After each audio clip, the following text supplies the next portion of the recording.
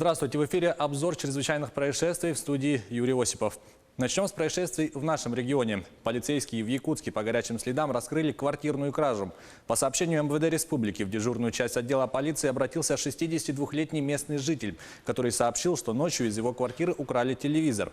Личность подозреваемого была установлена за дежурные сутки. Вором оказался ранее судимый 30-летний уроженец Верхневилюйского района. Как установили полицейские, вечером потерпевший пришел домой и забыл запереть за собой входную дверь и лег спать. А ночью подозреваемый ходил по подъезду и проверял, все ли двери закрыты на замки. Обнаружив открытую квартиру, он прошел внутрь и украл первое, что могло представлять ценность, а затем скрылся, прикрыв за собой дверь. Украденное мужчина сдал в ломбард. В отношении задержанного возбуждено уголовное дело. За кражу ему грозит до 6 лет лишения свободы. Сейчас в отношении подозреваемого избрана мера пресечения в виде заключения под стражу. В Булунском районе полицейские раскрыли угон снегохода. Как сообщает МВД Республики, в дежурную часть полиции обратился 35-летний житель поселка Тикси с сообщением об угоне бурана. Он рассказал, что снегоход был угнан из поселка Тикси. Выяснилось, что владелец снегохода – отец заявителя. Он оставил ключи от дома сыну и велел приглядеть за бураном. Сам заявитель живет в поселке Тикси, который находится в 7 километрах от поселка Тикси-3. Когда сын приехал проверить дом и буран, он и обнаружил пропажу. Подозреваемым оказался 24-летний местный житель поселка Тикси-3. Выяснилось, что он собирался на автобусе поехать в Тикси-1 по делам, но по дороге он приметил снегоход. Мужчина нашел под сиденьем грушу для подкачки топлива и с помощью него завел транспортное средство.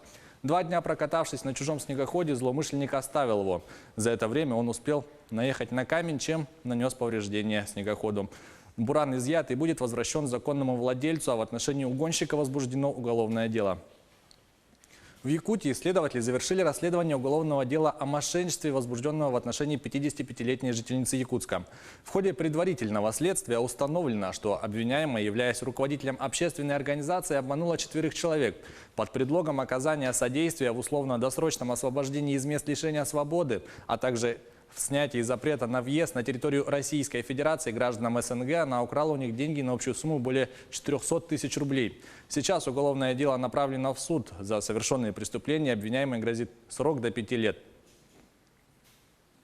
В Ираке возобновились акции протеста. В городе Насирия погибли 2 демонстрантов. Более 75 получили ранения. Власти утверждают, что их убили неизвестные вооруженные люди на пикапах. Подробнее в следующем материале расскажет Артем Сторонов.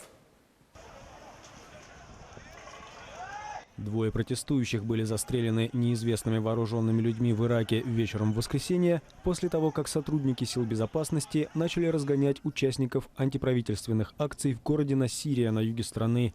По данным властей, приехавшие на 4 пикапах люди с автоматами открыли стрельбу в палаточном лагере протестующих и подожгли его, а затем скрылись. Одновременно с этим сотрудники сил правопорядка начали оттеснять демонстрантов от мостов.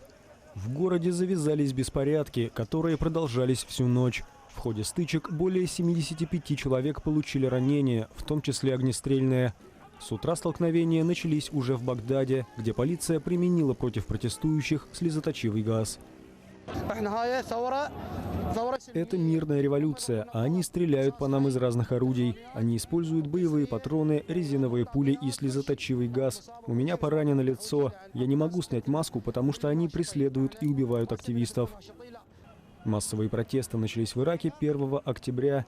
Демонстранты, в основном безработные молодые люди, требуют реформирования политической системы. Нынешние власти они считают погрязшими в коррупции и подверженными влиянию соседнего Ирана. Жертвами столкновений с полицией за эти месяцы стали почти 500 человек. Это была рубрика «Чрезвычайные происшествия». Берегите себя и до встречи в эфире.